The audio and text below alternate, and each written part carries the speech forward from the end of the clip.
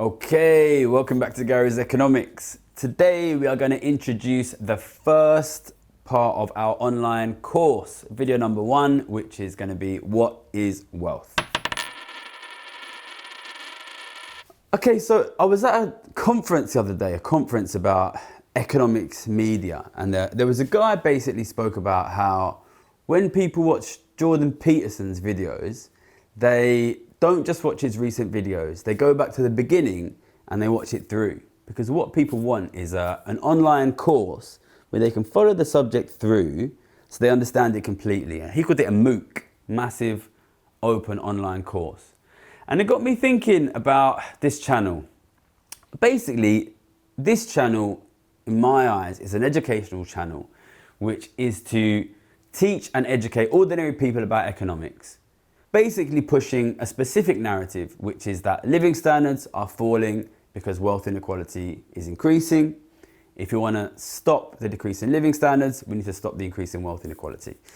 But obviously, I'm out here every week, making a video every week. You see a different video every week. And I kind of worry that if somebody actually comes in and they want to, understand exactly what we're doing here, they just see like 100 different videos. They don't know where to start, and it becomes quite difficult for people to educate themselves.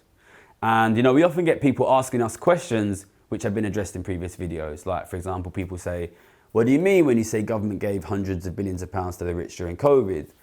The question we get asked tons recently is, can you really tax the rich? If you tax them, won't they just leave? We get asked questions about money, questions about debt, which are answered in previous videos. And I suppose I could try and go back to historical videos and try and link something together. But what I wanted to do was start creating, in amongst the other videos we make, a set of videos which are structured and designed to be watched in order, such that anybody who comes to this channel in a year's time or in 2 years' time can go and watch basically this online course that is really structured and explains everything in a step-by-step fashion about what I'm saying and about my ideas about wealth inequality and the economy, so that you can understand things in a really structured way, basically. I wanted to add, basically a structured element to the channel so that we keep doing videos every Sunday, but over time we start to build up certain videos which are designed to be watched in order, and we put them together as an online course. And today we are going to start that, and we are going to do video number 1 in the course.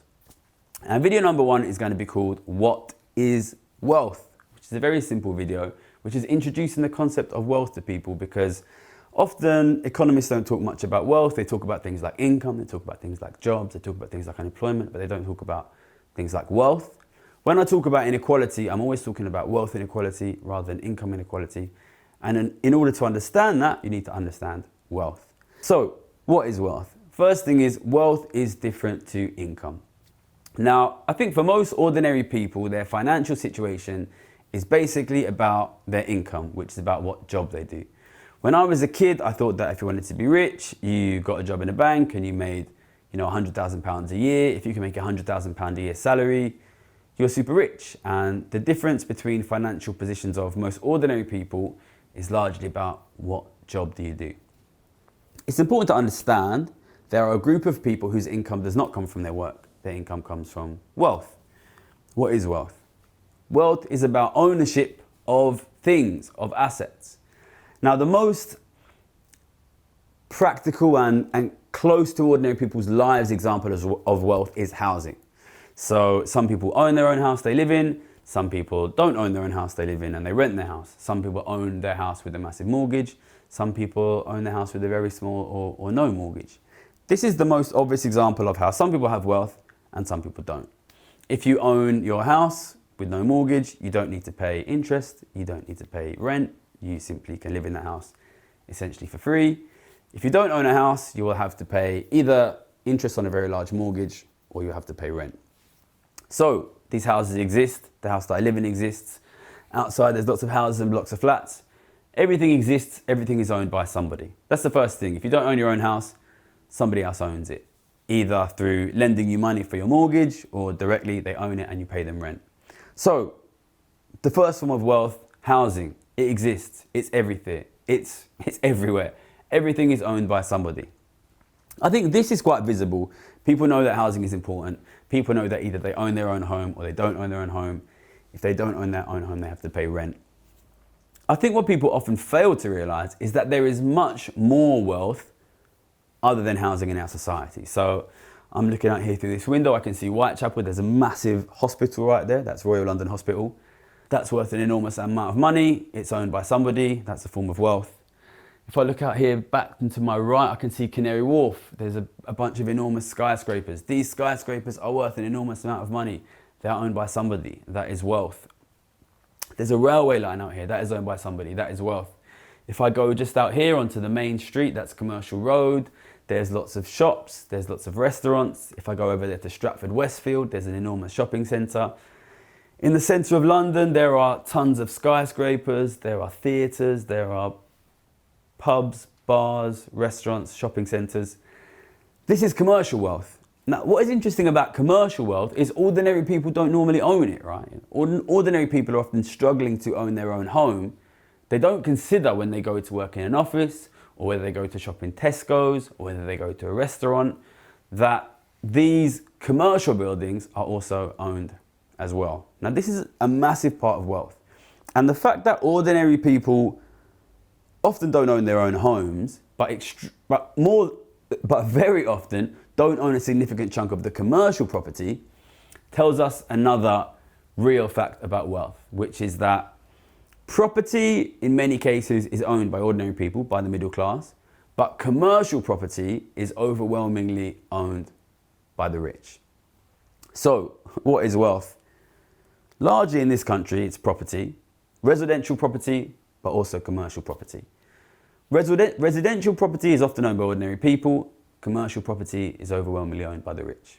One other big form of wealth, which is important to recognize, is debt. Now, when you first hear that, that might sound a little bit counterintuitive because you think, okay, debt is not wealth. Debt is like a bad thing to have. Debt is like negative wealth. One thing you need to understand is that debt always balances out. If one person is in debt, another person is in credit. So if you owe £400,000 on your mortgage, that ultimately is owed to somebody. One form of debt which gets an enormous amount of press at the moment is government debt. So the government has an enormous amount of debt. It's equivalent to something like, I haven't done the numbers recently, but I think it's like £35,000 per person in the UK. This enormous amount of government debt is owned to somebody. Debt often confuses slightly the real ownership of wealth because the main form of wealth which ordinary people own in this country, the UK, it's the same in a lot of other countries, is their home. But very often they own their home by using an enormous amount of debt. So if, for example, you live in London and you own a home that costs £500,000, which is a pretty average cost for a home here in London, you might have a mortgage of £400,000, maybe even £450,000 on that house. If you own a £500,000 house with a £400,000 mortgage, basically you only own 20% of the wealth in your home, and the other 80% is owned by essentially whoever owns your mortgage. Debt, like commercial property, unlike residential property, is another form of wealth which is overwhelmingly owned by the rich. Now, there are a lot of misunderstandings about wealth. Firstly, a comment we often get is, no, actually, ordinary people own the commercial property, they own the debt through their pensions. And to a tiny degree, this is true. If you have a pension, if you have some savings, you will own some other people's debts. If you own some stocks and shares, you will own some small share of the commercial property. But really, it's a little bit of a red herring because overwhelmingly, the amount which ordinary people own is tiny compared to the amount that the rich own. Rich people have enormous funds, stock and share portfolios, enormous pension funds through which they own these things. Ordinary people do own a little sliver through their pension funds, but ordinary people own a very small percentage. So, what is wealth? Wealth is not about income. Wealth is not about your job. Wealth is about who owns the physical things in your country, the buildings, the property, the natural resources. We didn't mention farmland. The kind of wealth that is relevant is different in different countries. If you're talking about a country like Saudi Arabia or like Qatar, who owns the oil is an enormous part of the wealth. In a very agricultural country, who owns the land is a big part of the wealth. In this country, the UK, and it's similar to a lot of developed countries, it's largely about properties, which is residential property, commercial property. In some countries, you might have a lot of factories. Obviously China has a lot of factories. Germany has more factories than we do. But basically, there is a lot of physical wealth in the country. Properties, buildings, natural resources, land, productive things like the energy production capacity, the windmills, the coal plants, the oil plants, the nuclear plants.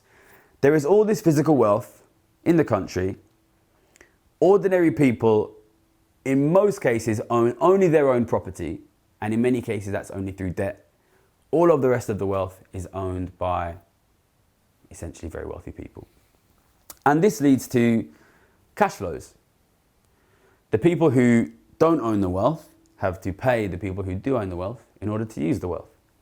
The most obvious example of this is if you don't own your own home, you will have to pay rent to the person who does own your home. If you do own your home, but using a massive mortgage, you'll have to pay interest to the person who does own your mortgage. And we spoke about the commercial property, so this extends all through the commercial property. So when you go shopping at Tesco, part of the money that you pay will go to the owner of that physical building that your Tesco superstore is based in. Some of it will go not just to the farmer who maybe produced the food you buy, but also to the landowner who owns the land. Some of it will go to the people who own the energy resources that transported the food to the supermarket. When you pay your taxes, a big chunk of your tax goes as interest payments to the people who own the government debt. So, real wealth exists, debt exists, ordinary people have to pay the wealth owners every single time they basically spend any money. Your rent, your mortgages, your food, your bills, your taxes, when you go to a restaurant, when you go to a pub, when you go on holiday, when you go to the supermarket, a little chunk of every single thing you spend is going to the wealth owners, which means there is a big net flow of cash every day, every week, every month, every year, from ordinary people who don't own much wealth to very rich people who do own wealth.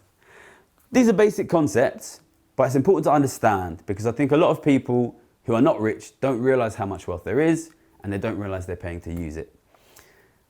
Mainly, they don't realize how wealthy people are, and we're going to go in our next video in the online course to how that affects you and how that affects the economy. Okay, so that's video 1 of the online course, What is Wealth? We're going to keep doing these videos alongside the other videos.